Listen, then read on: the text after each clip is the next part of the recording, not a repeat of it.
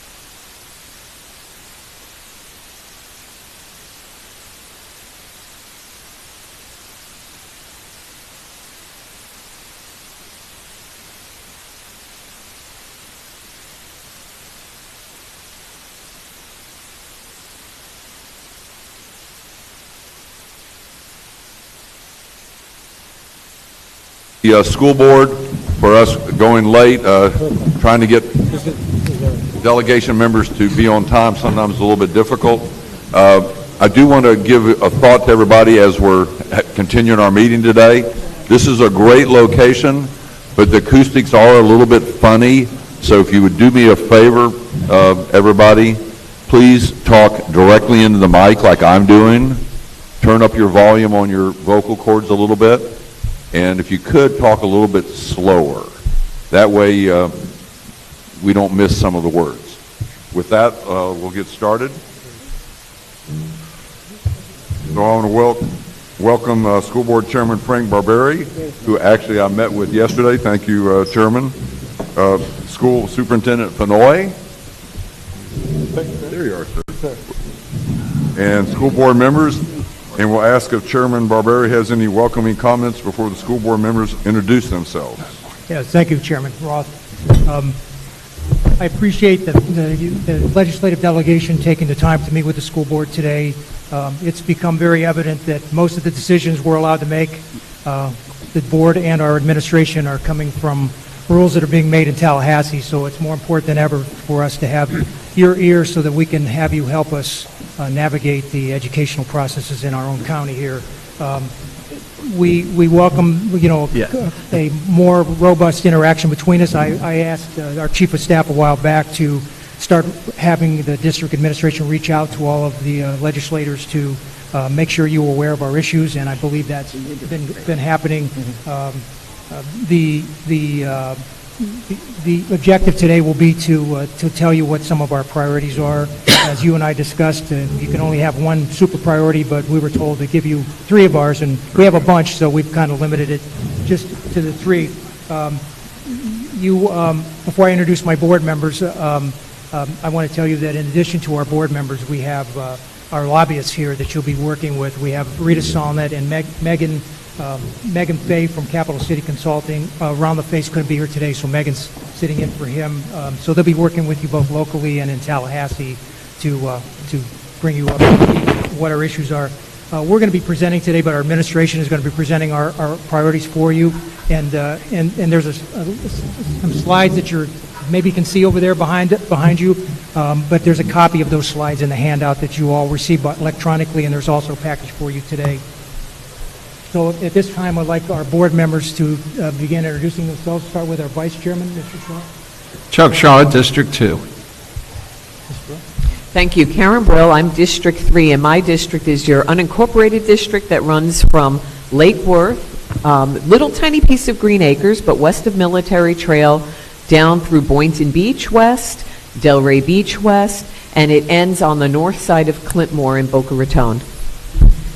And good morning, I'm Marcia Andrews, School Board Member, District 6. I am the west area, covering a little bit of West Lake Worth, Wellington, all the way through to Royal Palm Beach, the Acreage, West Lake, Loxahatchee, all the way to Canal Point to South Bay.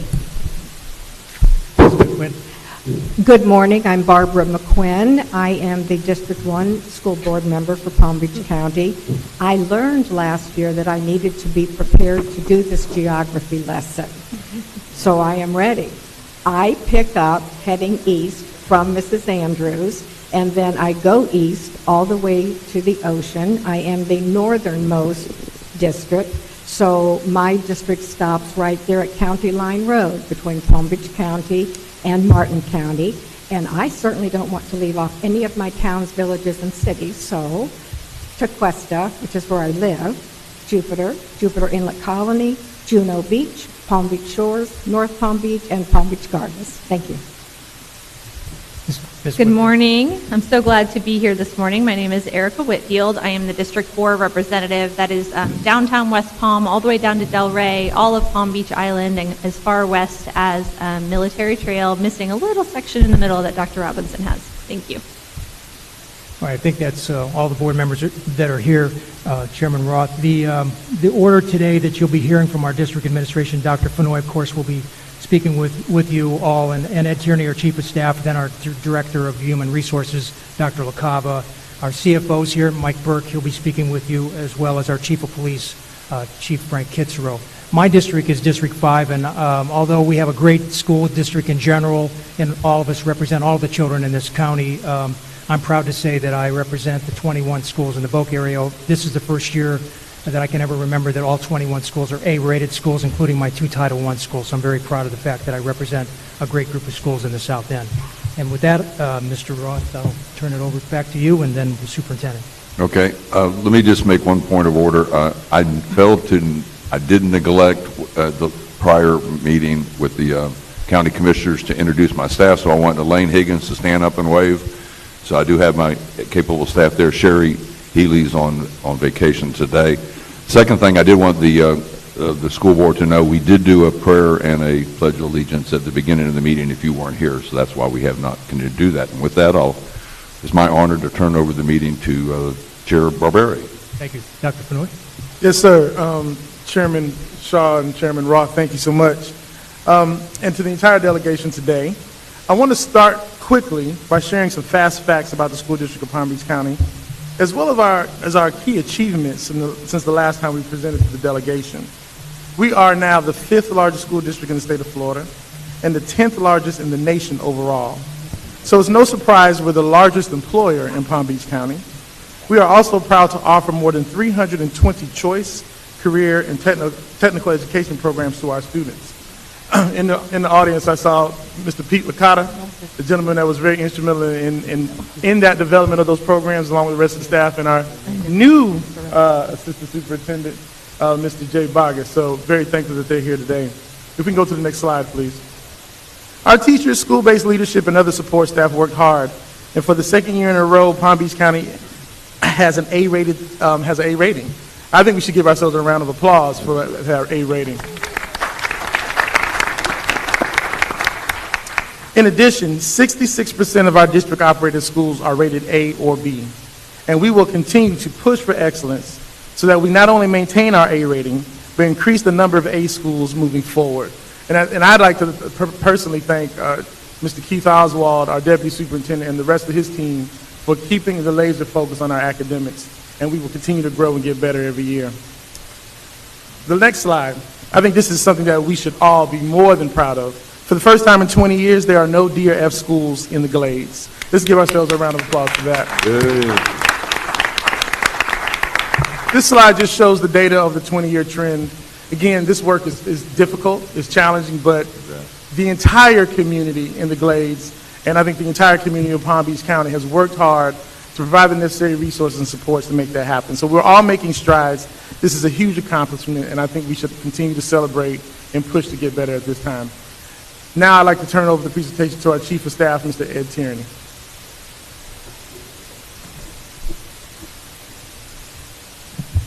Delegation members, school board members, Superintendent Fennoy, good morning. My name is Ed Tierney. I'm the Chief of Staff of the Palm Beach County School District, and I appreciate your time. Our legislative priorities will be shared today by our Chief of Human Resources, Dr. Gonzalo Lacava, our Chief Financial Officer, Mr. Mike Burke, and our Chief of Police, Chief Frank Pizzaro. I also want to highlight the district's overall legislative platform for the 2020 legislative session that's located in your folders. Even though we'll be discussing our 3 priorities in depth today, the platform will guide our overall advocacy efforts in the upcoming legislative session, including but not limited to scheduling flexibility and others under the student learning and academics heading. In addition to our platform, the school board also has issues of continuing concern. Again, you'll find copies of those in your folder. We're going to use our time today to share our top 3 legislative priorities, which include teacher pay, recruitment and retention, increase of the base student allocation, and safety, security, and mental health. We're also going to discuss related bills that have been filed in anticipation of the January 2020 legislative session. At this point, I'm going to ask Dr. Lacava to come up to the podium. Thank you.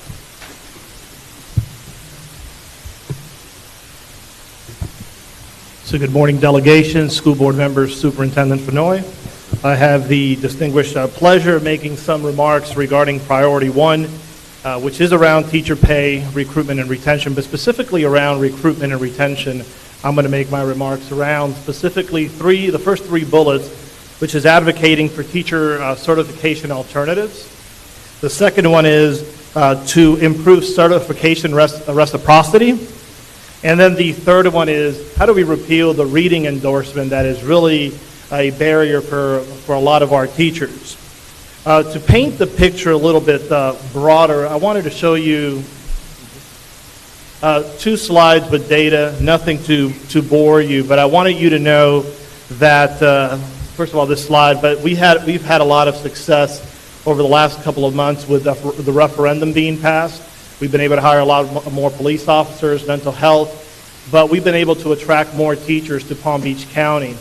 Unfortunately, one of the things that we continue to be challenged with is how do we hire more teachers to our hard-to-staff schools, and that is a continuous challenge for the Human Resources Division and also our schools across the district. So if you look at the first slide that I put up there for you, this is a slide that represents schools that have 3 or more vacancies. And when you look at this slide, you can tell on the bottom, there are schools on the bottom of the slide that represent areas that are economically challenged in our school district. And a lot of these schools cannot hire full staffs, and we know that when you don't have a full staff of talented teachers, you struggle, and the students continue to struggle. So as you can see on the bottom, Lake Worth all the way to Lake Shore, JFK, and West Riviera are some of the schools that are represented here in this data set for you. When we move on to the next data set, what I've done is I've taken the schools that I've just spoken about, and I'm now showing you the subject areas where we're having the challenges in hiring vacancies. And as you can see, special education leads, then elementary education, math, science, and then ESOL, which is our teachers that work with our second language students as well. As you can see, that is a big challenge. And when we don't have sufficient science and math teachers, elementary teachers, we know that we cannot meet the goals of the district, and we are very worried about that because we want to make sure students are prepared for the future, and it starts with having a great teacher in front of them.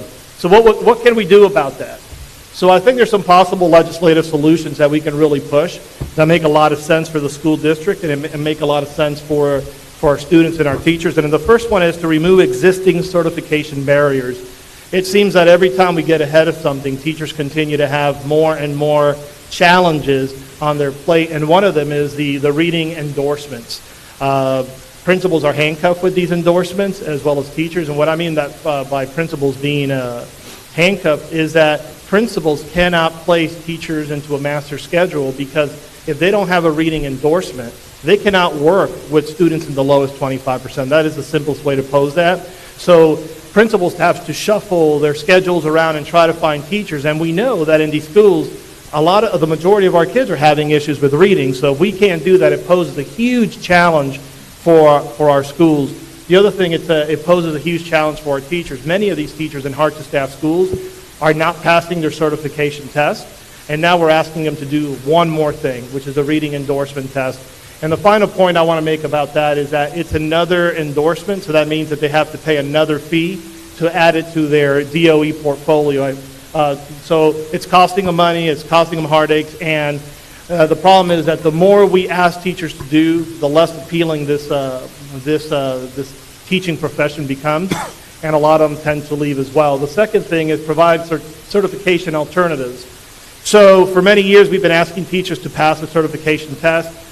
We have a lot of teachers that are not successful passing the test. Last year, we had about 300 teachers that had the possibility of losing their jobs because they tried and tried and tried again, and they were not successful passing the certification or the general knowledge portion of it. So I'm proposing that we have an alternative to that. Allow the teachers to provide portfolios with instructional competencies that are aligned to classroom best practices. Why not? They can prove that they're great teachers through a portfolio. That might be a better way than just showing us that they can pass the test. Plus, these tests are not aligned to classroom best practices, which I'll talk to the fourth bullet. The last piece is increased transparency around certification reciprocity. The biggest piece around here is that we have a very difficult time working with the guidelines that were established almost 20, 25 years ago. So we're constantly on the phone trying to approve teachers that are coming from Pennsylvania, New Jersey, and New York with certifications that do not align to our reciprocity guidelines. So we just want more transparency. We want people to go back and take a look at that. And how do we allow the districts to have more flexibility in approving teachers to get them in the classroom faster and to get them to be in front of kids very quickly? The last point I want to make here is revised certification exams to ensure alignment with standards and classroom best practices. I don't know what better way to say that, but we're not hiring engineers, we're not hiring biochemists, we're hiring teachers. So we need to make sure that the tests are aligned to classroom best practices. So my final couple of points I want to make, just one more point, is that if we continue to add barriers to teachers, teachers are they're not going to want to come into this profession, and they're going to leave. So we need to make sure that we stop putting barriers in front of them. So thank you very much, and I'm going to turn it over to the Chief Financial Officer, Mike Burke. Mr. Chairman, could I ask a question in the Yeah, presentation? you're recognized, Representative Wilhite. Thank you, sir. Could I ask you just one question? Yes, sir. You know, it may be a choice of words or something, but when you say hard to staff schools, you make it sound specific that there's a problem with that school or the principal at that school or the conditions of that school, because these schools aren't in one specific area. Sure. So, and then you're asking for legislative relief. Those standards apply to all schools in Palm Beach County. So why would these specific schools, you have to narrow it down. If you're going to name these schools, Okay. that these schools have difficulty staffing them instead of hard to staff, Okay. what is the problem with these schools? Because all schools should be equal in Palm Beach County. So is there a problem specifically with these schools or the leadership in these schools? There's no problem with leadership, you know, in regards to teachers or leadership. I think that we have younger teachers in those schools, number one. I think there is surrounding environmental issues that are happening outside of the schools. See why these specific schools are having problems staffing them Great. on a continual basis. Do that. Thank you, Mr. Chairman. No problem. Thank you. Well, happy Halloween, everybody. Hold on one second. Representative Polsky? Thank you, Chair. I just have a question about possible legislative solutions that you mentioned. Are these bills that are someone's currently sponsoring? Are they drafted? Are you working with anyone this session or in the future? I think in the future, right? In the future. Okay, so maybe you'll come to us Yep. before the next time around? Yes. Okay. You're recognized. Go ahead. All right. Good morning and happy Halloween.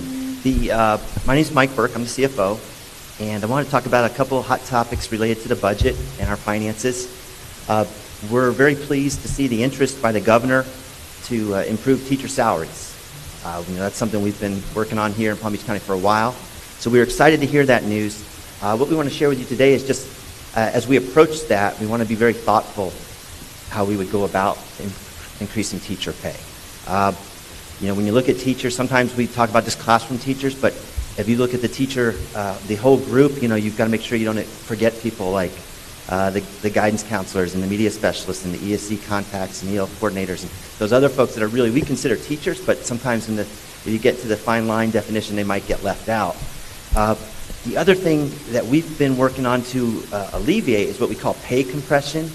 And if you look at solely raising the starting teacher salary, in this case the governor's proposed a starting salary of $47,500, you're going to create compression in the pay schedule. Before the referendum, our teachers had to work about 10 years to get to that salary level. So that if we're able to, overnight raise the base starting pay, which would be great, the unintended consequences, you're going to have a lot of veteran experienced teachers that may feel demoralized and devalued that they had to put in a lot of time to get there rather than someone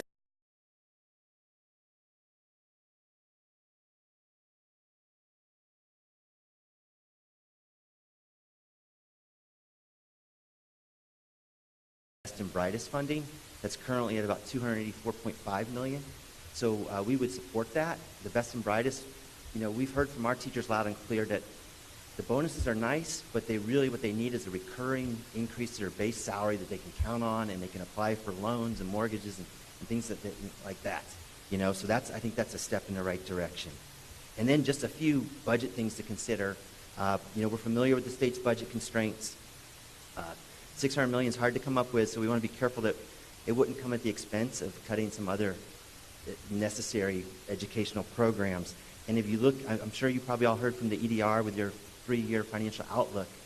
While in FY21 next year looks okay, in years 2 and 3, FY22 and 23, the state is facing a structural imbalance in their budget, meaning that the critical and high priority needs are going to exceed your expected revenue.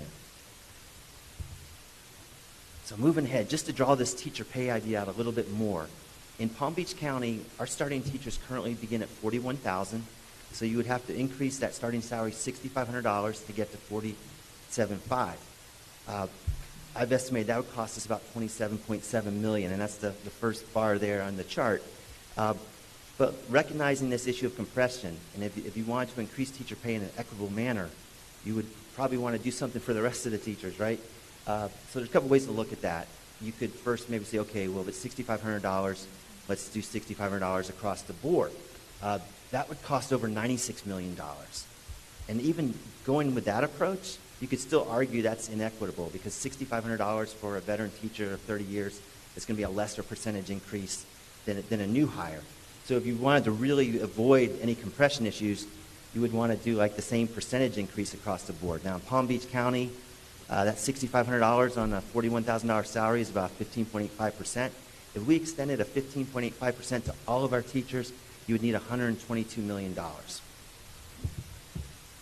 Just looking globally, across the whole state, same type of math. In Florida, the current average starting salary is $37,636. So it's a bigger jump to $47,500. It's $9,864, or over 26% to get that statewide average up to $47,500. The governor's estimated this at $603 million. I did the math based on over 170,000 teachers in our state. If you did that same $9,800 raise for all teachers in Florida, you're up to $2 billion. If you try to do that same percentage increase at 26%, you're at $2.6 billion, and that's a big spooky number here to think about. When you look at the whole education budget, it's about $20 billion. So you're talking about over a 10% increase to education funding. If I can ask a question.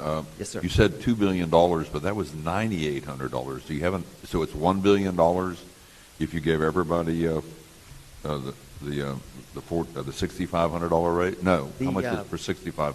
The $6,500 I was kind of unique to Palm Beach because we're already at $41,000, so you got less distance to travel. The $9,800 was the statewide average.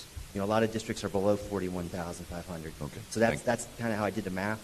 But if you start talking about any across the board significant raise, the numbers are going to escalate pretty fast when you go beyond just the starting salary. So we've got some related legislation. Senator Bradley has filed Senate Bill 486, which would repeal Best and Brightest. And as I mentioned earlier, we're in favor of that. That program it's complicated. It leaves a lot of teachers out of the equation. And we think that money, provided that the money would be redirected and reinvested into either teacher salaries of a recurring nature or into the base student allocation, that would be great. You also have Senate Bill 106 filed by Senator Rader, which aspires to a $50,000 minimum salary across the state, and then with some adjustment based on cost of living or the DCD formula, and it would also require that salary increase each year based on the CPI index to offset, the impact of inflation. Now, there's an important stipulation in Senator Rader's bill that the state would have to fund the FFP to put the boards in a position to negotiate those types of salary increases. So again, it's going to be big money. We're talking in the billions, probably at least $2 billion to fund that type of proposal or more. Okay, the base student allocation. The base student allocation is our lifeblood. It's our unrestricted revenue source that allows us to deal with rising costs. This is typically where we turn to new money so that we can negotiate with our teachers and other employees and try to provide some salary increases. Last year, we were thankful to get the $75 increase, which came after 2 years ago, which was just a minor 47-cent increase. So that was a step in the right direction. So we'd like to see at least another $75 increase. It's important to us, and when we talk about salaries, we don't just talk about teachers. We have a lot of hardworking employees, bus drivers, custodians, school police, cafeteria workers. Some of these people are on the lower end of the salary spectrum, and they need to raise that much more. So the BSA always helps us with that. And then the required local effort. If you were here last year, you might remember I had a lyrical theme, RLE, find out what it means to me, that I kind of borrowed from Ms. Franklin. But that's still, it's a big driver of the education budget. I'm going to talk a little more about that in a minute. Our rationale for coming before you and continuing to ask for more funding is that Florida is now 45th in the country in terms of per student funding. That's as of 2017, the latest data available from the National Center of Education Statistics. And what's really telling is that we've fallen over the past 10 years from 36 in the country. So we're sliding the wrong direction. And if you look at the pace of our budget increase, when this was done in 2017, and they looked at all funding sources, they found that Florida's education funding grew by 1.7% in FY17. The rest of the nation averaged 3.7%. And if you talk about inflation of around 2%, you kind of start to see the problem as to why we do have now this teacher salary and critical teacher shortage really becoming a real crisis, right? Because it's not by accident. This is the result of many years. All right, so just looking at the hard numbers, bottom line, how education has fared in recent years. We have been hovering basically right around $100 per student increase, or 1.39%. Last year, you got to do a little extra math to really get to the bottom line, because we had this shift of the best and brightest that was outside of the FEFP into our FEFP funding formula. So that when you look at a year-over-year comparison, it really artificially inflated the increase, because you had $284 million in FY20 and zero in FY19, although best and brightest was in the budget. It was just in another location, slightly smaller amount. I believe it was $233 million the prior year. But when you wash all that out, you can see we're really averaging about 1.37, 1.39% increase per year. And then on the bottom here, I have the BSA, or the categoricals. You can see how this has fluctuated. Last year we received, more money in the BSA, $75, and then we also had categoricals. The prior year, 19, we had just 47 cents in the BSA, and we had a little over $100 in categoricals, and that was really because of the results of the Marjorie Stoneman Douglas Safety Act with Safe Schools and mental health money being added to the budget. Let me ask you a question. Yes, sir. So what is the required local effort? That's on your property taxes, correct? Yes, sir. So how do we calculate, if you got that increase of $390 million, what that would do to a homeowner with a $100,000 house? You have numbers like that? Yes, sir. And thank you for bringing that up. So the required local effort, in recent years, we've been rolling it back, right? So that when property values go up, it gets rolled back. And rather than keeping the tax rate the same, we've been bringing in the same dollar amount. Right.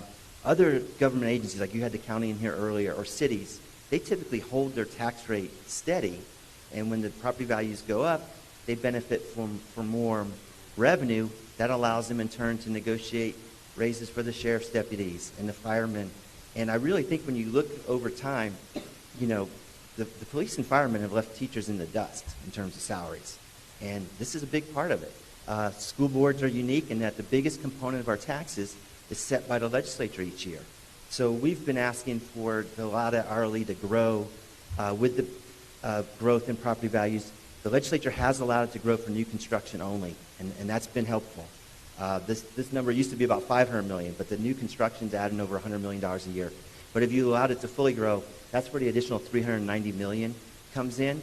The millage rate, you're talking about probably keeping about $0.50 if you were to not roll back the millage rate. And I need to double check that numbers, but it'd be roughly about $0.50. And so if you consider on a $100,000 property of taxable value, that's $50. And then so you could do the math. The average home is taxable value is about $240,000 in Palm Beach County. So allowing the RLE to grow would probably cost a person about $120 or so. Thank you. Thank you. So just a little bit more. So we talked about the RLE. In years past, we've also talked about the DCD. And I know we have all these acronyms. I think you guys know them all by heart now. But the DCD is the District Cost Differential, which is derived from the FPLI, which is the Florida Price Level Index. And there was legislation passed the last couple of years that is now required that the EDR come up with a new formula, a wage-based index, to really kind of reconstitute the DCD. And that study and the results of their recommendations are due out this fall. I have not seen it yet. I'm not sure if anyone has seen the results of that work yet, but we're keeping a very close eye out for it, because in Palm Beach County, the DCD has been really helped us. We have a high cost of living, and that's reflected in the current formula. We're at 1.0426, which means the base is 1, so that 1.0426 means we get about 4.26% more on top of the BSA and also on class size reduction money. And in Palm Beach County, That generates about $47 million a year. And my concern is that since we're already near the top, that if we start changing this formula, we only have, the odds are we'll probably get knocked down a peg or two, and that could be costly. It gets to be contentious because in Florida, you've got 13 districts that enjoy a DCD above the base of 1, but you've got over 50 districts that are below 1, like Volusia and Polk County and some of those others that are getting less than 100% of the BSA, and they find it punitive. But there's no arguing that the difference in housing costs and cost of living is pretty dramatic from one part of our state to the other. I think I've covered that. So, hey, the good news is we're sitting in Palm Beach County, and we have voters that have been very supportive of public education, and without them, I'm not sure how we'd be doing our job right now. We had the benefit of the sales tax passed that we partnered with the county and cities. We get 50% of that one penny surtax. It was passed in November of 2016.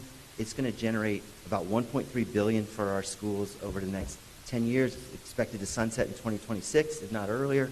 And that's allowed us to go back and address a lot of backlog critical maintenance projects and update our classroom technology.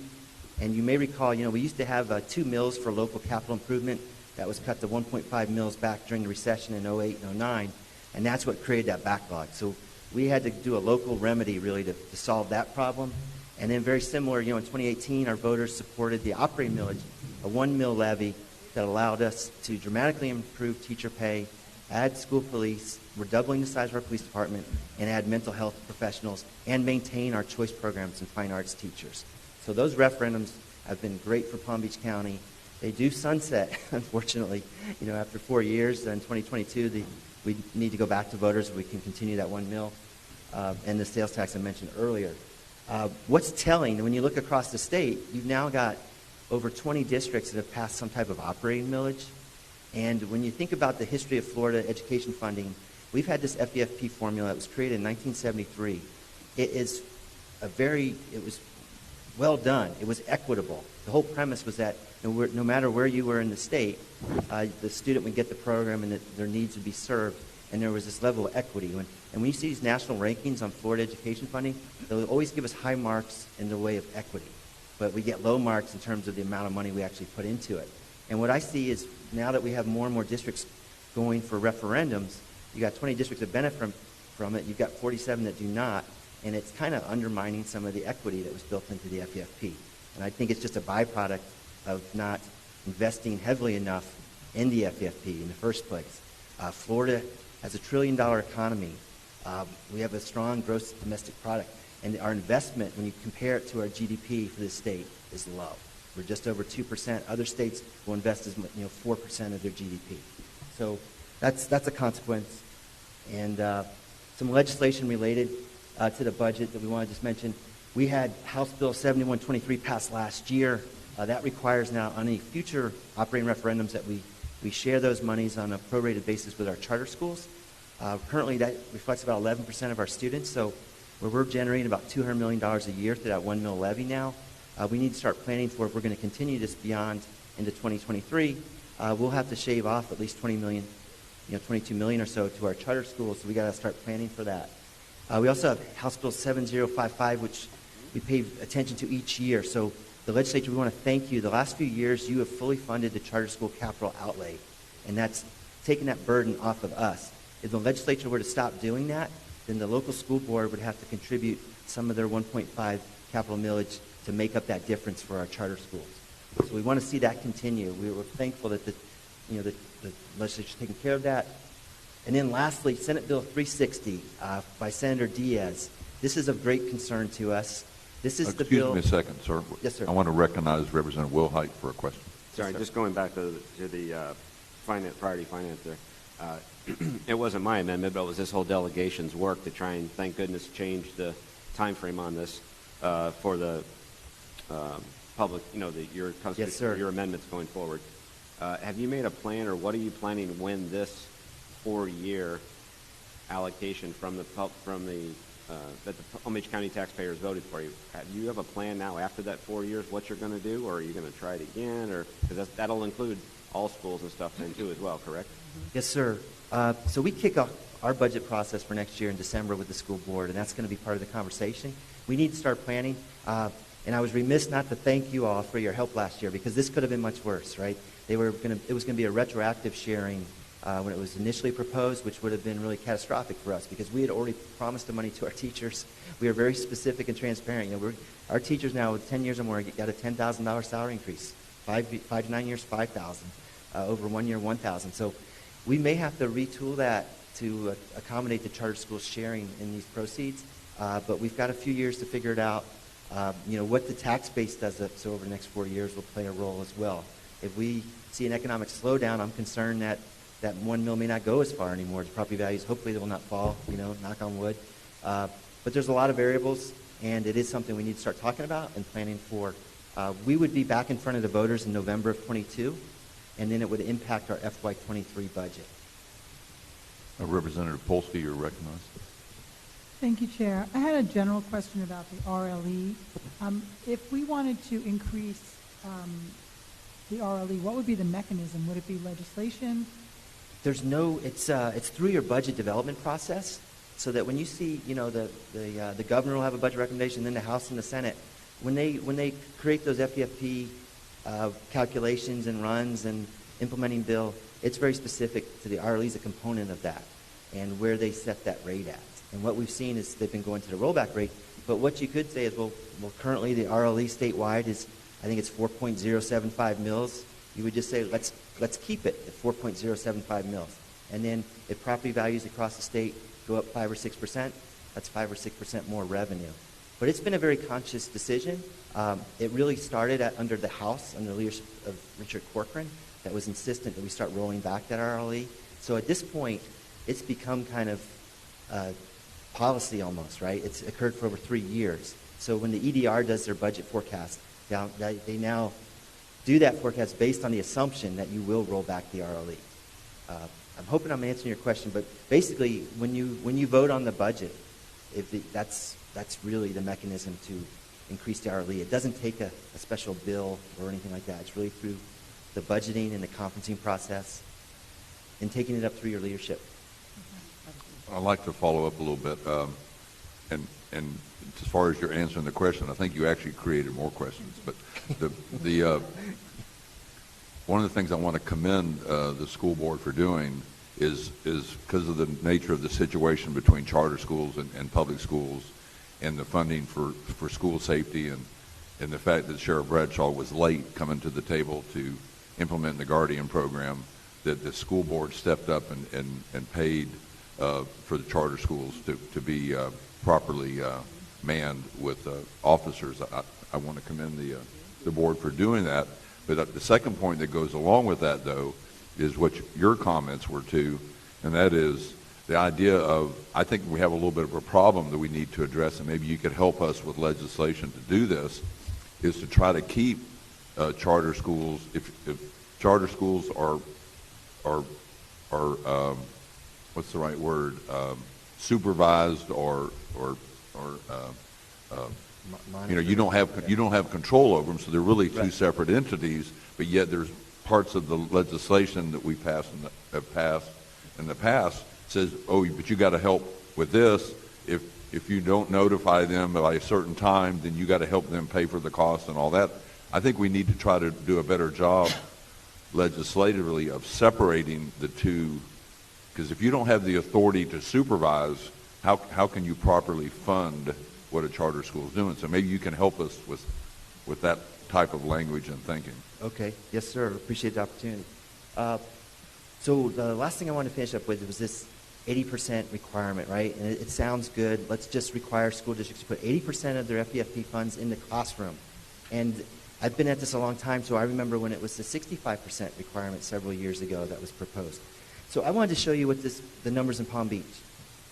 And I've done a pie chart here. So when we look at our FEFP revenue, where it's currently going, we are spending 69% directly in the classroom. We're actually spending more of that if you add in the referendum, but that's kind of outside this legislation. But so just FEFP money, 69% in the classroom. So then the question becomes, well, if I have to meet an 80% requirement, I've got to shift 11% of my budget into the classroom at the expense of what? That's $166 million in Palm Beach County. And when you look at where the money's going, the central administration is about 3% of our budget. So you could eliminate the entire central office and you will not have solved the problem. There's a lot of services we provide that are critically important. We transport kids to school. We provide them guidance counseling, mental health and professional health services. We've got more police, security, custodians. I think this gives you a good idea of how our budget breaks down and just shows that why that 80% would be a very tough lift, and it would have really catastrophic consequences for a lot of other vital services provided to our students each day. And I just get worried when I hear things about 80% requirements, and we're talking about also increasing teacher pay in the same breath, because someone could say, well, yeah, hey, it takes $1 billion or $2 billion we want to go into teacher pay. Let's just go to 80%, and that should happen. It's not that simple, and you really have to go through and see how the money's being spent. And when you're 45th in the country, there's not a lot of frivolity in our budgets. It's essential services, and we're doing the best we can. We are audited by the Auditor General. We have a local district inspector general. We have an external financial office audit each year. We're heavily audited. We're held accountable, and we make good use of our resources. So you have to these kind of 80% arbitrary spending requirements, to me, are very dangerous. Excuse me, Yes. Senator Berman, you're recognized. Thank you. I'm just looking at the pie chart, and it says that 8% goes to classroom support. That doesn't count for being in the classroom? It may not. The Senator Diaz's bill is fairly brief, and it doesn't really define what would count. When these conversations have occurred in years past, that's where a lot of the debate starts. Well, what are you going to count or not? Right. It could be, through the legislative process, you may get to be able to say, well, yes, we want to make sure we count the media specialists and the guidance counselors, but, so that 8%, that would get us up to 77. Right. You're still shy of 80, and it's just kind of a dangerous conversation because there's so many important things in that final definition we would all be held to, and I don't know. Mr. Burkholz. That's my take. Mr. Shaw. Yes, thank you very much. Mr. Burke, can you explain to the delegation the impact of the definition of teacher and how it impacts the proposed salary increase issue and what impact that has on us? Yes, sir. So a good example is the Best and Brightest program we've had for the past few years. That is specific solely to classroom teachers. So it leaves out a lot of hardworking people that you would probably, they're part of the teachers' employee group. But like I said, guidance counselors, media specialists, ESE contacts, resource teachers, coaches that might be working with other teachers that are part of the team there at the school. And so for a couple of years in Palm Beach County, we actually chipped in local dollars to make sure those teachers also received a portion of the bonuses, just like in the name of equity. So that's why we want to be really careful when we talk about raising this teacher starting salary, that it's not just limited to the state's definition of classroom teacher, because that would leave a lot of people out of the equation and create a lot of hard feelings probably for people that are providing critical services. Okay, well that takes me to the end of my presentation. I am going to turn it over to our Chief of Police, our District Safety Specialist, Mr. Chief Kitzerow. Thank you. Thank you, Mr. Chairman. Thank you, members of the delegation, for the opportunity. You haven't lived here to try to get out of that seat with a gun belt on, so I'm glad I made it. I'm going to take the last few minutes to talk a little bit about safety, security, and mental health, and some of the challenges we're facing there. So, as you all know, safety, security, and mental health continues to be a top priority for the district. And last year, we shared, in the presentation last year, shared details around Senate Bill 7026 and Senate Bill 7030 and all the challenges associated with implementing those. Some of those include increasing the number of qualified mental health counselors and providing funding for the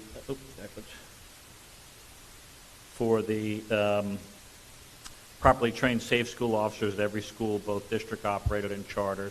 And as all of you, I'm sure, know, that we were able to meet the mandate on the first day of school and have the 70/30 certified and/or school officer and/or local officer at every single campus, and continue to do so today. So as I talk to you about my comments today, I just want to share with you, I'm speaking from wearing two hats. One is the chief of police, and you probably know all the things that go with that. And the second is the school safety specialist, as mandated by Senate Bill 7030. So I kind of wear two hats in this presentation. If you take a look here, we're a large district with 179 district-operated schools and 51 charter school campuses. Although we appreciate the funding set aside for safe schools allocation, given our size, it's a little challenging to make things work and live up to the expectations of school safety. As you look at this slide right here, you can see in the bottom, in the little box on each line there, is the allocation that comes from safe schools, and then the larger blue line shows what the school district has invested in that. Of course, we work very diligently to put forward the best practices established by the Marjorie Stoneman Douglas Commission, but all of that comes with a cost, as you could imagine. As you heard our CFO talk about earlier, Mr. Burke, we're really able to bridge the gap based in large part on the referendum. As you all know, it passed with 72% of the voters' approval. And I can tell you from my own personal experience, too, that this issue of school safety and safety of children remains such a high priority for families and kids around this county, and I hear about it every single day that I'm out there. So, taking a look again in this slide here, you'll see that Palm Beach County is a total of 51 charters. There's some Florida school districts with less than 51 schools in their whole district. We have 51 charters. In this particular slide here, kind of gives a real quick overview of some of the things that 7030 requires for us to do in our district-operated schools, which including safe school officers, threat assessment teams, school environment safety, incident reporting, the FSATs, Florida Schools Safety Assessment Tools, active assailant response plans, Fortify Florida, youth mental health awareness, assistant training. That's what I'm required to do in the district as the school police chief. Also, as a school safety specialist, I'm required to ensure that the charter schools are doing all these things as well. And it can be a little bit challenging, especially since I really don't have any jurisdiction over the charter schools. So, complying with these mandates is definitely necessary, but they do require a lot of time and effort to implement these things. For example, the FSATs, the Florida Safe School Assessment Tool, I don't think most people know, but that document is 150 pages long, and that's 150 pages per school, 187 district schools and 51 charter schools that have to be done. And after that, there's a number of things that are required that I do in terms of finally putting all the entire package together and submitting it to the state, which we have done. So as you take a look at a district as large as this, complying with all of those things can be pretty complicated. So the school board has really prioritized the safety and security of all of our schools, including charters, and that's demonstrated by our commitment to ensure charter schools could comply with the safe school officer requirements. Mr. Chairman, you had mentioned this earlier, that the district took the lead early in the process to make sure that we were compliant on the first day of school in every single school in this county in terms of district schools and charter schools. And I was really glad to hear you make that point, because it was very, very important. It was very challenging, too, by the way, to meet that.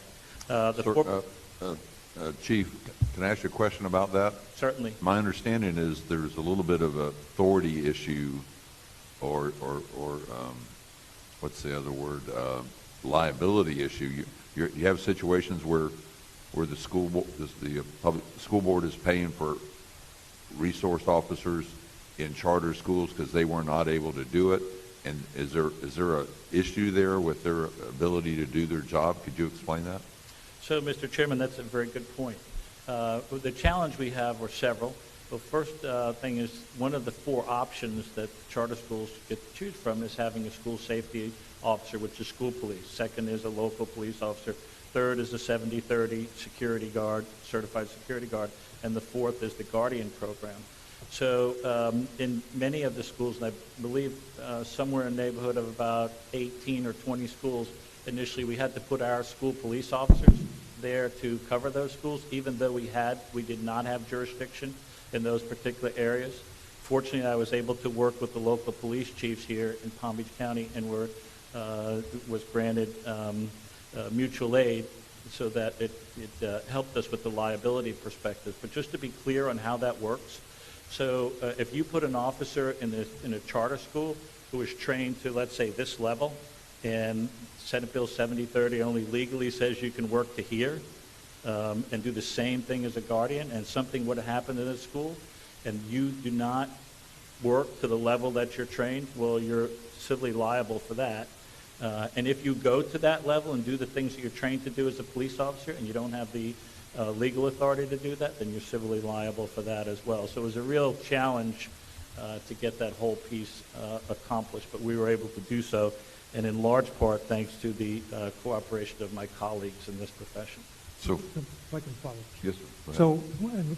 So Chairman Roth and I met and discussed this. So just so the legislature is clear, there's a statute that says that our police officers do not have jurisdiction off of school board property. So when the charter schools choose us to be on their property, our officers are there at their own risk because they're trained to be police officers, but at that point they're nothing more than armed security guards. They cannot make arrests. They probably shouldn't even grab somebody that's doing something wrong and try and handcuff them because they have no authority to do that. So I have to wait for the local jurisdiction to send a police officer over to help them make an arrest or to take control of the situation. So it's important that if you keep that option in the statute where the charter schools have the authority to take one of our safe school officers out of our district, then you need to fix the statute that says that our officers are police officers and have the authority to do everything a police officer should be able to do when he's on at a charter school, assigned to that charter school to protect the children there. So that's got to be clarified in the law because it puts us in a precarious situation where our officers, if they do something wrong, they can be sued civilly, personally, because they did not have jurisdiction to be there in the first place, but we put them there anyway just to meet the requirements of the statute. Mr. Chairman? Thank you. Mr. Chairman Barber, and I would You're assume that's recognized part of for the a language light. that you sent over to me that we passed on to the Senate President's office, talking about how we clarify some of the stuff with the school safety resource officers, correct? I'm sorry. Yeah, will you speak Your a little legal slower? team sent over some stuff that we passed on. That's some of what you're Yes. wanting to be clarified. Yes, when we sent that information over to your office, yes, it was in there. And we'll make sure that district staff sends that to all the legislators in the delegation. I was going to make that suggestion if it went to the Senate President. Myself and Senator Berman would certainly love the opportunity to review that as well. Thank you, Senator. You recognize a contingent. I'm sorry, somebody else? Senator Harrell, you're recognized. I just have one clarifying question.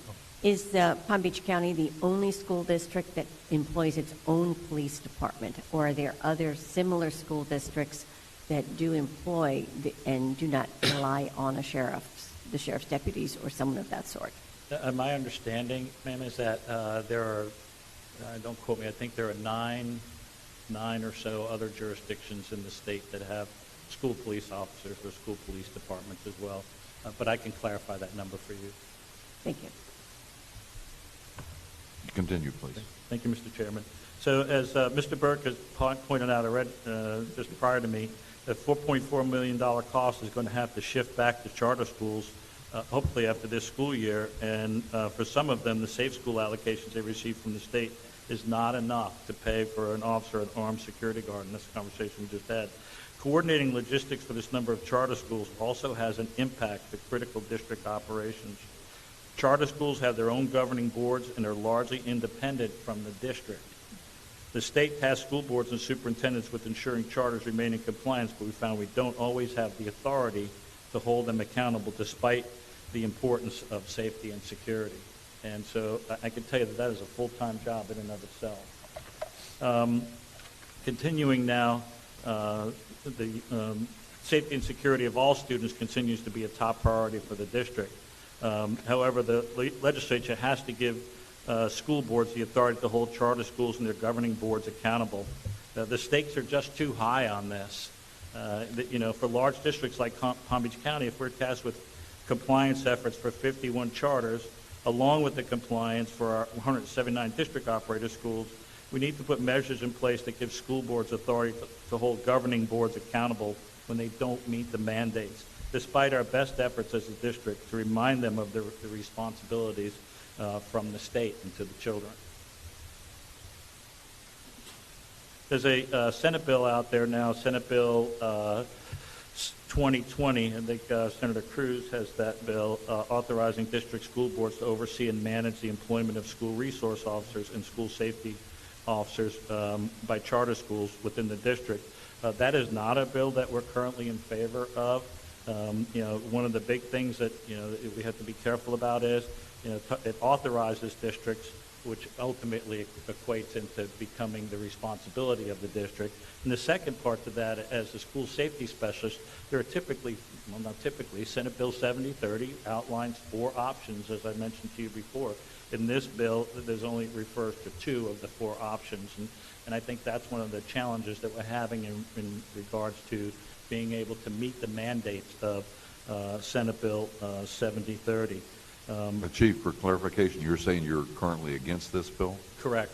We're not in Right. favor of this bill. So that is correct. And so the one final thing I would say to you is we move forward with this, school safety specialist job is very, very demanding, and it's important for, the school safety specialist to have jurisdiction over the schools that they're supposed to be helping to keep safe.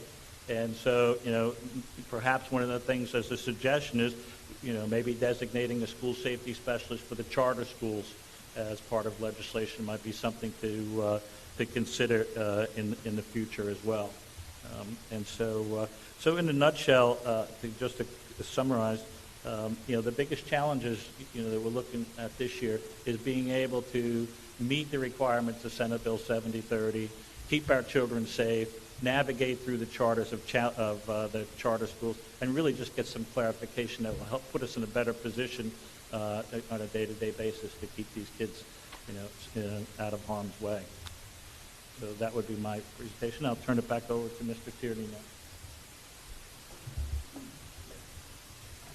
Mr. Chairman, can I ask a question to Mr. Burke? Yes, I was going to suggest maybe we have a few more questions. Representative Wilhite. Yeah, Mr. Burke, I looked up at Senator Diaz's bill, and I think, as I read it, I think Senator Berman would be correct when you talk about some of the supplemental stuff in supporting the classroom. I think it seems, as I read it, it would almost be included, so hopefully that helps a little bit at least. If you're getting closer, if you're at least at 77%, I'm hoping that might be a little bit of cushion to be able to get there closer. As I read the bill, Okay. That's my opinion. Yeah, we want to make sure, but thank you.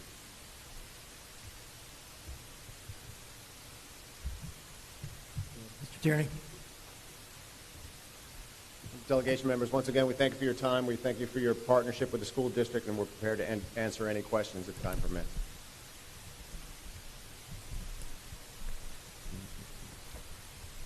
I have one question. I'm not sure if you were suggesting who I directed to, but this discussion about school resource officers in Palm Beach County is a very important issue. Obviously, I feel like Palm Beach County is ahead of the curve, but in light of things that have happened in other locales, I'd like to have a little more information. If they could just give us maybe a short 1 minute or 2 minute rundown what a school resource officer is in Palm Beach County. Is he a regular police officer? Is he a retired police officer? Is he, what are the criteria? And to help us better understand. Yes, sir. And what the relationship is with the sheriff or whatever. We'll hear from Chief Kitzrow. Thank you, Mr. Chairman. The perspective I can give you comes from being a police chief now for my 17th year, local police chief, and now in the school district as well. So first of all, the difference between a school police officer and others is the fact that the school police officer has one mission and one mission only, and that is to protect those children. I can tell you as a municipal police chief, there are always a lot of competing interests. You have school safety, places of worship, shopping malls, you have crime trends, you have, all the different things out there. The difference here, obviously, is the fact that we have one mission and one mission only, albeit a very important mission. Consequently, we can focus our training, and attention to all those details.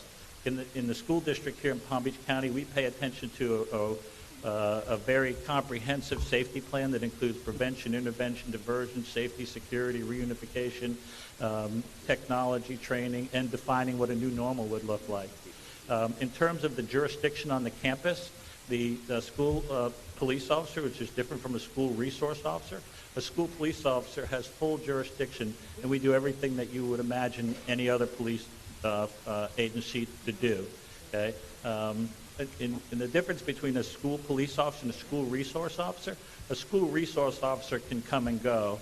You know, they may spend some time in the school and then get promoted and move on to some other assignment within their agency. A school police officer is always a school police officer. Whether they get promoted, wherever they go, they're serving the district in some capacity. And in terms of our relationship with the Sheriff's Department and other municipalities, we work together every single day to make sure that these children are safe. We do quite a bit of work on what I call the left side of the X being the day of a catastrophic event. We spend a great deal of time in prevention, intervention, and diversion, and that requires strong partnerships with our colleagues in this profession. So that was a quick general overview. So my question real quick, I'm sorry, let me ask you just one more quick question. So a school resource officer only works during the time that the school is in session or the teachers are on campus? It doesn't work in the off season? No, the time of day could vary, Mr. Chairman, and I apologize, maybe I didn't explain that. What I'm saying is that when you work, let's say I'll use my prior experience as a police chief in Jupiter, and I assign a person to Jupiter High School, for example, as a school resource officer, and they're there for however long they're there, a few years, and then another vacancy comes up within the police department in Jupiter. And I'm going to use that officer, I would take them out of the schools and move them into another job and then put someone else in the schools, as opposed to a school police department where that officer is a school police officer and works only within the school jurisdiction. And if I could add, so our officers not only work during the school day, but they're there for our football games, after school activities. Summer spend a lot of time, the level of intensive training that happens during the summer. So, and some of that is part of their bargaining unit, but all their functions associated with protecting our schools. Mr. Chairman, if I could add one other thing too, we're out 24 hours a day. This whole threat assessment piece and partnering our law enforcement officers with mental health professionals, we're out at all hours of the night following up on potential threats to our schools. Chairman Roth, I have a couple of school board members who'd like to. First, Ms. Brill and then Ms. McQuinn. Thank you, and I just wanted to clarify a couple things. I want to return our attention to student learning and academics for a moment, just so that you understand when you look at our platform, the first item that talks about concordance scores, just so you know, that helps our students with disabilities be able to get a standard diploma by having the ability to use the ACT and SAT scores as well as the PERT for math. We are going to have a lot of students who will not graduate with a standard diploma if we are not able to use those concordance scores. So I know that we're looking at changing the standards. The standards are being changed in Florida, but we don't want to lose those students. Most of you know I've been an advocate for students with disabilities for almost 30 years in Florida. And, if they don't get a standard diploma, it's very hard for them to get a job.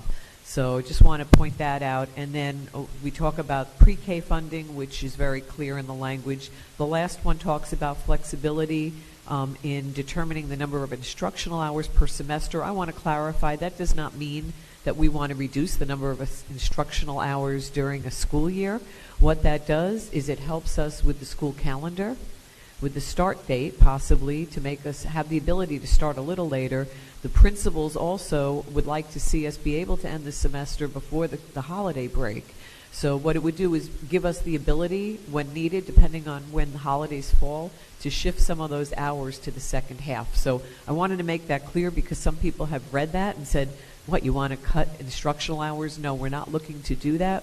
What we're looking to do is have flexibility on what we put in the first half and the second half. Thank you. Ms. McQuinn.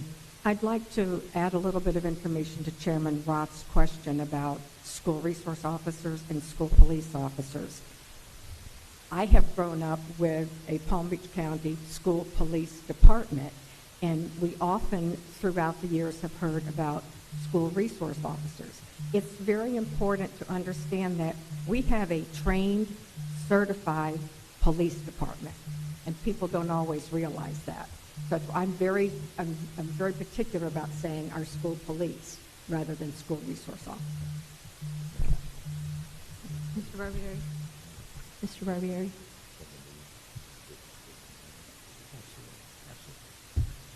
I want to make a request of the group. Because we started 10 minutes late, I'd like to extend the meeting to 12:15 if there's no objection. Any objections from anybody? Thank you.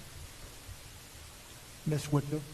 Thank you. I'd love to make a couple comments on some of the items that were brought forward, if that's okay.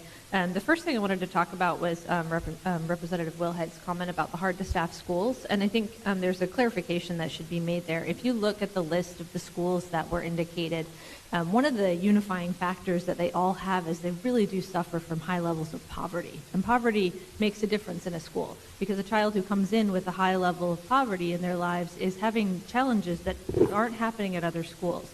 So when you have a student who is maybe hungry, struggling with homelessness, we're having issues of trauma in their life, those teachers that are in those schools are working so much harder. They really are putting extra time in.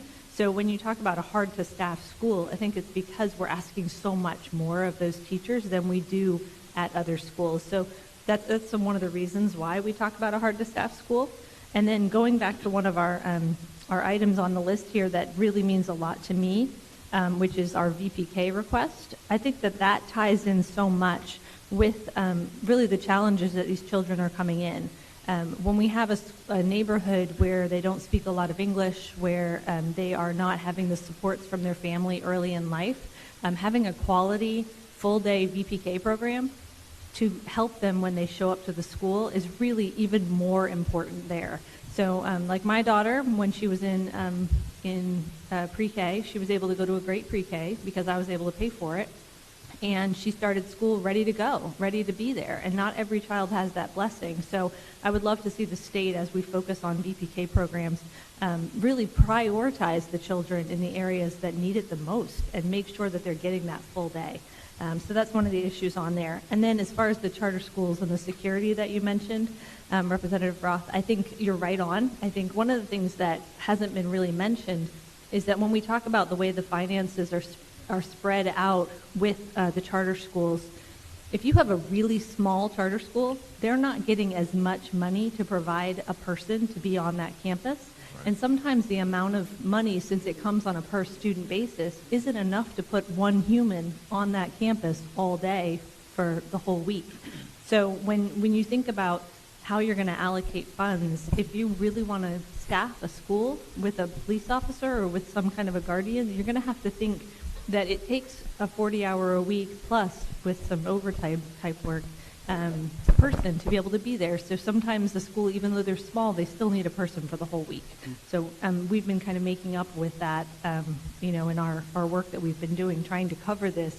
Obviously, it's difficult for the schools to take on something like that, and I'm glad you're thinking along those lines. We're very grateful for that. The last point I'll make is about the mental health counselors. When we're talking about the people in the school that make a real difference for these students, even if it's not a classroom person, people in there who are working on mental health, I think this is the best thing that we've decided to do as a result of Stoneman Douglas, is putting in these mental health people in all of our schools. I think you're going to see a huge difference in these children, and I think it's vital for what we're doing, especially dealing with the traumas that we've gone through as a state. So I don't want to see that lost, and I want the state to recognize it as a vitally important piece of the school day and school staff. So that's something I think is very important. We've added it in our list under school safety and mental health, but even as we're looking at the financial allocations and trying to get to that 80% in the classroom, I want those people to be recognized as really important. That's it. Thank you so much. Okay, Senator Powell, I don't know who's next. Are you next? Is that okay? I can be. It doesn't matter. We can let. Go ahead, sir. Senator, okay, thank you. I just wanted to piggyback off of what School Board Member Whitfield said and my colleague, Representative Wilhite here with regard to the schools that are hard to staff. When I see this, does it say 3+ vacancies, which is the actual number 3, or are we talking about 3 to 30? I see 10 here for Lake Worth High School. The graph shows that Lake Worth has 10 vacancies, and then West Riviera, which would be the last one, has 3 vacancies. So it's schools that have 3 or more vacancies. Perfect. So my comment with regard to this, and I know it may be hard to wrap our heads around, but I spent, me personally, when I came out of college the first time, I spent 3 years in Tallahassee nonetheless as a substitute teacher and a permanent substitute at one school. And what I can tell you is that when I finished doing that, I got my master's and went into urban planning. My thought process has always been, at some point when I retire, I want to go back into teaching when I retire, right? Because obviously you don't make a whole lot of money teaching. When I talk to a lot of the young people who are fresh out of college, who are in schools right now, a young man in Howell Watkins who's teaching math, when we went to speak to them, myself and my aide, the first thing he said to me was he's been there 2 years. This is his last year because he's moving on to do some other things that he wants to accomplish in life. So the idea is young people who are, first of all, it's hard to get a young person who's coming out of college to, one, major in education and then want to go into teaching, because the cost, understanding when you're a young person, you're doing a cost benefits analysis. And when you look at the cost of being a teacher in Palm Beach County, and we're talking about now trying to raise the salary to $47,000, that's still, as a young person, if you think about making $47,000 over a 10-year time period here in Palm Beach County, where it's $380,000 the average price to get a home, even if you go on the lower end where a house may be like $250,000, there is no way that you can be a homeowner as a teacher, which means you don't have a livable wage. You can't do it by yourself. So when when a young person comes out of college and they go into one of these areas, and when I say cost, the cost of things like, and I'm going to be politically correct here, sometimes you have to be tough in some of these schools, right? Because some of the kids and some of the teachers and some of the environments are not the easiest of environments to go into. So you have to be tough, first of all, and then you weigh that cost. Me personally, mentally, as a legislator, I'm learning every day that I'm continuing to mature, and I'm growing, and I'm becoming tougher and tougher mentally, but there's certain things that people just can't say or do to me, right? So when I look at these schools, many of them are in areas that are culturally different, economically different, and then you think about where the students are coming from, the areas that feed into these schools, and it's easy to understand when we talk about having 3 vacancies and then Lake Worth High School up to 10. So from our perspective, one of the things is you got to pay these people. We have to pay people to go into professions. You get what you pay for. I'm not going to be a teacher because I have a child and I can't afford to be a teacher. So if we want people, we want the best and brightest, as they say, or as we continue to tout, then we have to pay for that. And then the problem I have with the legislature is that none of us can really be teachers and serve in the legislature, right? Because the schedule just doesn't work. And if you're not, we all have different specializations and areas that we specialize, but if you're not in a particular area, then we have to step back and try to push the ball off to those people who have those specialties. But when you look at these schools... Senator, can I ask, do you have a question? Can we get a question? No, I'm rounding out my comments, so I just want to make it known that that's the area of problem when we talk about being, and then a lot of it's cultural, a lot of it's racial. You know, we're at a different point in the state here, so that's the problem. Mm-hmm. Mm-hmm. I just wanted to make sure that was on the record, Chairman. Yes, sir. I appreciate that, sir. Those are very good comments. Is it Representative Polsky? I think you're next. Thank you, Chair. My favorite issue, the school calendar start date. I'm not giving up on 2020 yet, and I was recently informed about Florida Statute 1003.621, which allows academically high-performing school districts to have flexibility in many areas, including scheduling or instructional hours, We are, luckily, academically high-performing. I will like to make a formal request to revisit this issue to see if this statute does give us the flexibility that we need. It's not too late, it's still October, to see if we can do something about the 2020 calendar. And you know what a problem it is. And I know that if we put our minds to it, we can make it work. Besides the instructional hours, we know that we have to deal with the bus driver and other employee situation. And someone else reminded me again, I think we mentioned it at the last school board meeting, we discussed this, where if you have one day of the week prior to school starts of training, perhaps they can get paid for that. And I know that there are ways we can resolve this. So I am begging, pleading, formally asking to revisit this issue and see if we can make it work in light of this new revelation. Thank you. Senator Harrell, you recognize. Thank you very much, Mr. Chairman, and I just want to make a few comments and ask a few questions. I'm working on some legislation dealing with the Baker Act. We have seen a significant rise in Baker Acts in schools and in school districts across the state. And this is very troubling. We've had many parents come and visit us and talk with us about this and what is happening in schools and the numbers of children who are being Baker Acted. So I'm very interested in working with the school district. We are formulating the legislation as we speak. And I'm very interested to hear what the your school police are doing in the way of intervention and early prevention. I think this is a key. You're on the right track there. My question for them is, do all your officers who are on the school site have CIT training? My goal in this legislation is to de-escalate, to make sure that every resource is used and schools are required before that child is removed from the premises and taken, usually in a squad car, in handcuffs to a receiving facility, that there is a major attempt to contact parents, talk directly to parents, have parents present, but very importantly, use the mental health resources that we are all paying for in order to de-escalate the situation.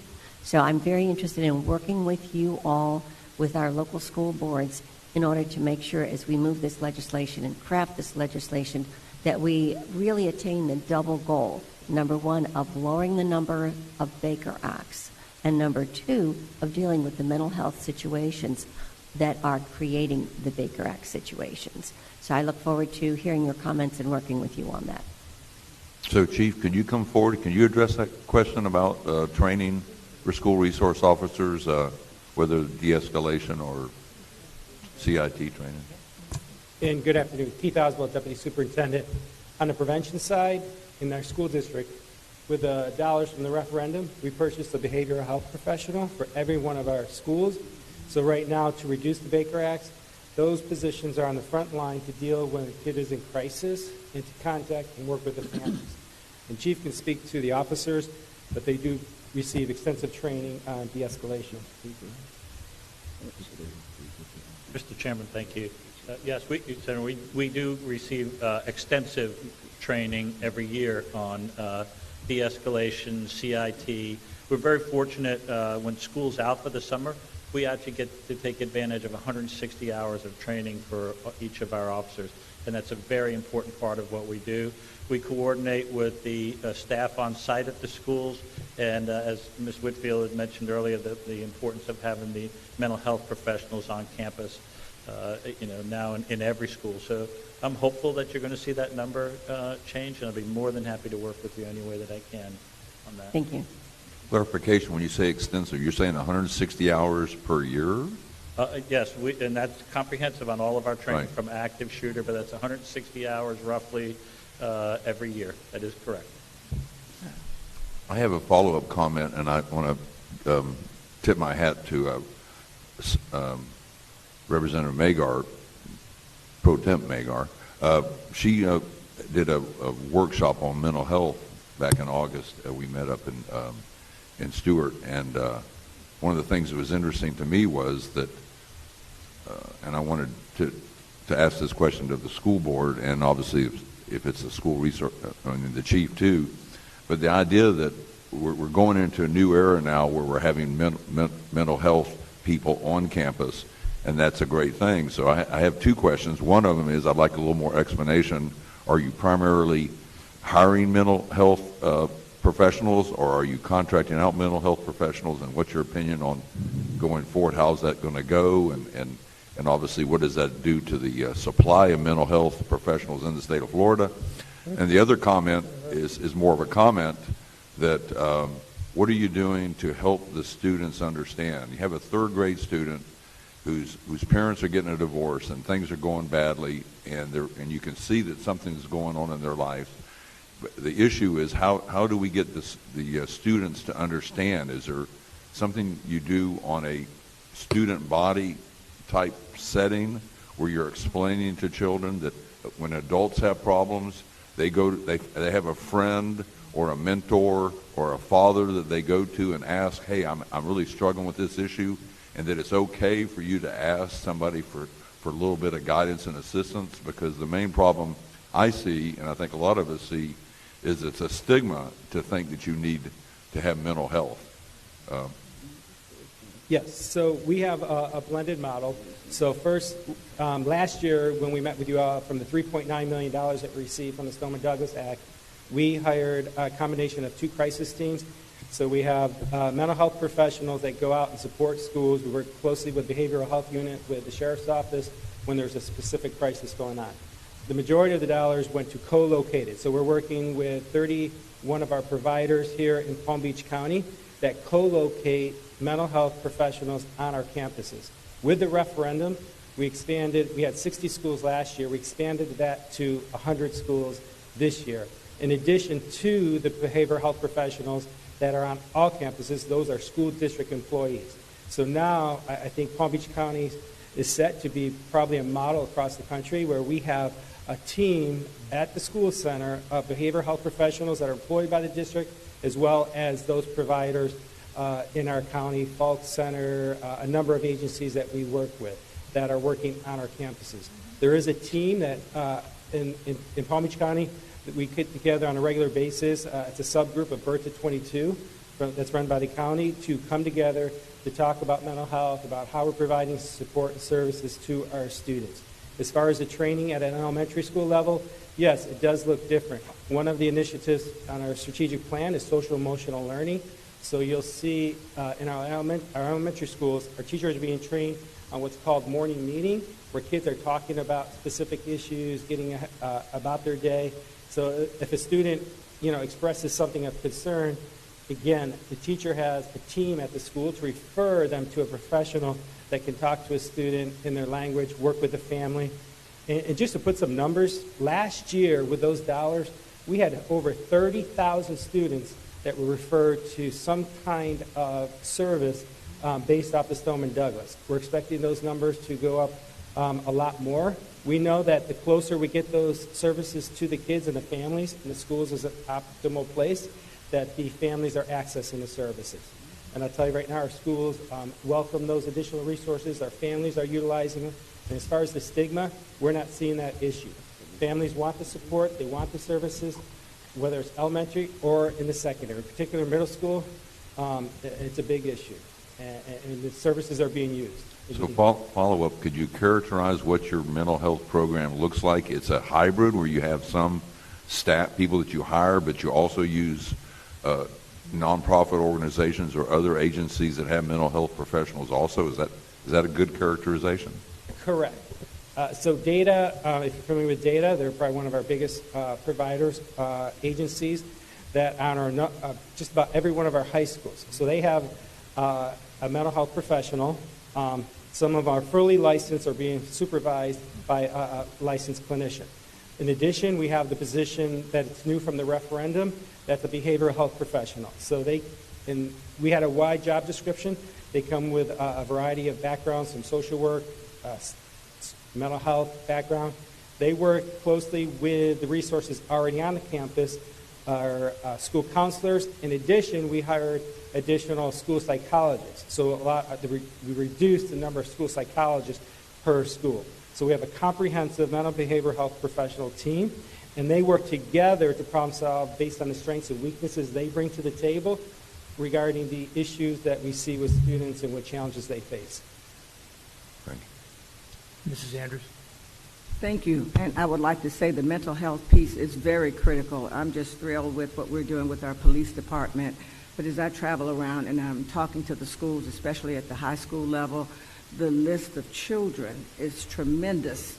They're waiting at the door for these behavior specialists because they have so many issues. So it's a need where we do need the resources, and the teachers have a lot of issues. So they're using these resources as well as the students. So this is a big thing. Teacher pay and recruitment is one of my big ones, and I want to say this chart, it looks good, and I'm happy that we're doing better, but it's the quality of the teacher that's truly important. When we're looking at many of our Title I schools, when you're talking about 95 to 99% free reduced lunch and so on, we need to have teachers who have experience in all of our schools with advanced degrees, and just filling a vacancy is not enough. We really want to make sure we have the additional funding so that we can have incentives to get the best teachers for Palm Beach County schools, especially those Title I schools where we have the children with most difficulty.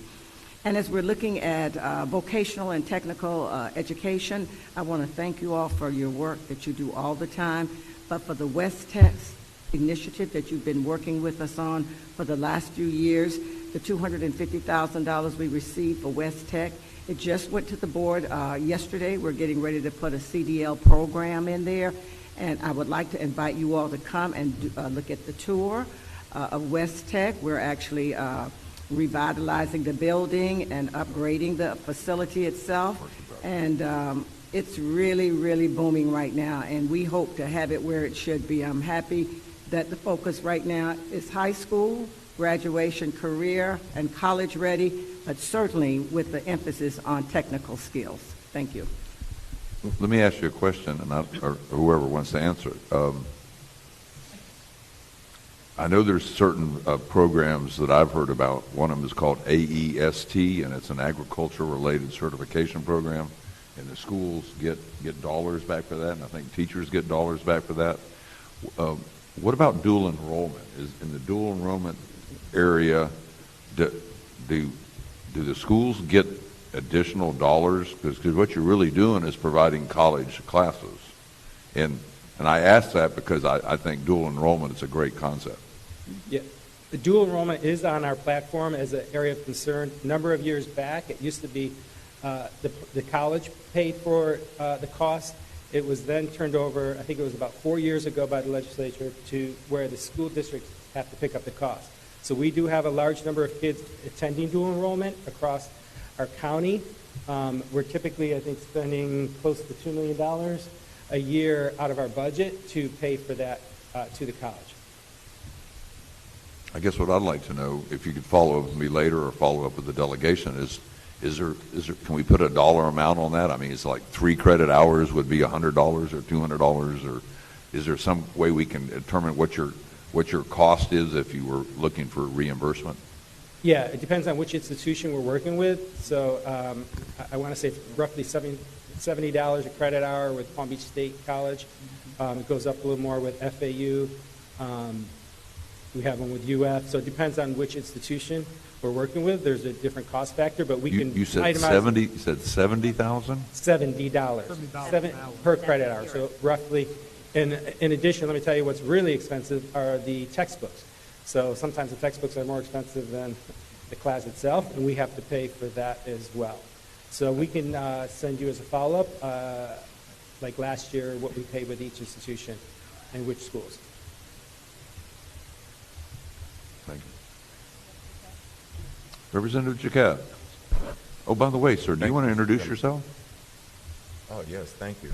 And thank you, Mr. Chairman. And they say the only way you leave the legislature with a small fortune is if you worked hard to go in with a large one. So I'm still working on that, had to work.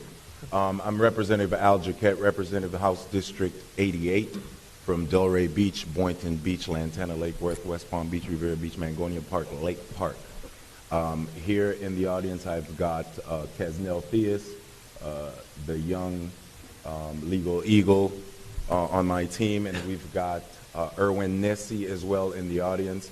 So if you live in the district or you need any information from our office, those are the two gentlemen that will speak with you. So, Mr. Chairman, if I could, I've got a few questions, if I may. I saw 5 that- minutes. Thank you, Mr. Chairman. I saw that we've got about roughly 230 safety officers, and so my question was, what is the total number of mental health experts we currently have at our schools?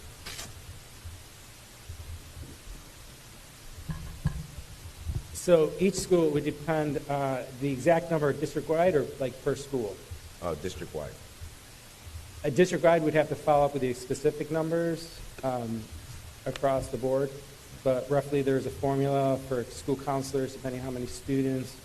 The new positions with the referendum, every school received a behavioral health professional, so it was 170 of those positions, plus 100 additional for the co-located that I explained earlier. School psychologists, I'll follow up with the specific numbers, but it's roughly a 2-to-1. Two schools will have one psychologist. Would you say we've got the same number of total mental health experts in the district as we do safety officers? We have more. More mental health? More mental behavioral health professionals, Perfect. including counselors, than the safety Perfect. officers, yes. And I applaud you on that. Real quick, I heard about the 80%. What percentage are we at now as far as, what was it, classroom spending, right? The percentage of our budget that's spent on classroom learning. I believe you said that it is being asked of us to go to 80%. Where are we now? So currently, Palm Beach County Schools are at, if you look at solely what's spent directly in the classroom, we're at 69%. Senator Diaz's bill proposes an 80% minimum. It does allow for some technology and materials. I went back and read that we had a question from Representative Wilhite, but it does leave a lot of stuff off the table, you know, the guidance counselors, the media specialists, other things. So that was my point. Yeah, this was our slide here, but Now, it's a heavy lift. in your calculations with the total employees, are those positions you just listed, are they included in your total employees? They are counselors. They're included in our total, but they would not count towards the 80% requirement. Understood. Okay. Okay. Got it. All right, thank you. No. And so, you know, one of the things one of the reasons, I'll be honest with you, one of the reasons I do not sit on education committees in Tallahassee, I sit on a lot of economic development, finance and tax, energy, utilities. There's a reason. As someone who studied economics, as an attorney, I truly believe that an ounce of prevention is worth a pound of cure. While we throw money at education, we throw money at public safety, while the talking points are so nice and they move people, they tug at their hearts, families are still struggling. We heard some up here and some in the audience mention the hard-to-staff schools. Well, I'll tell you, over 65% of those schools are my students. And when you list the Glades area schools, although I don't represent that area, I guarantee you over 80% of those students look like me.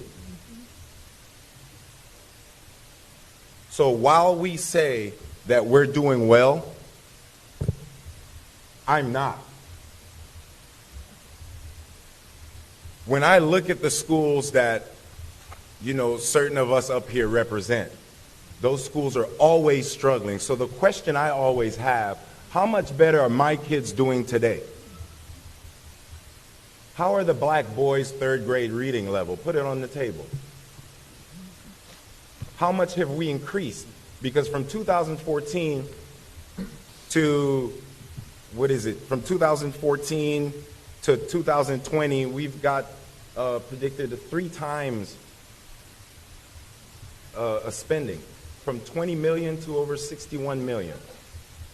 School safety, public, the safety officers. And I hear everyone get up and talk about teachers, teachers, teachers. Yes, they're great. They're wonderful. I'm here because of teachers. We're all here because of teachers.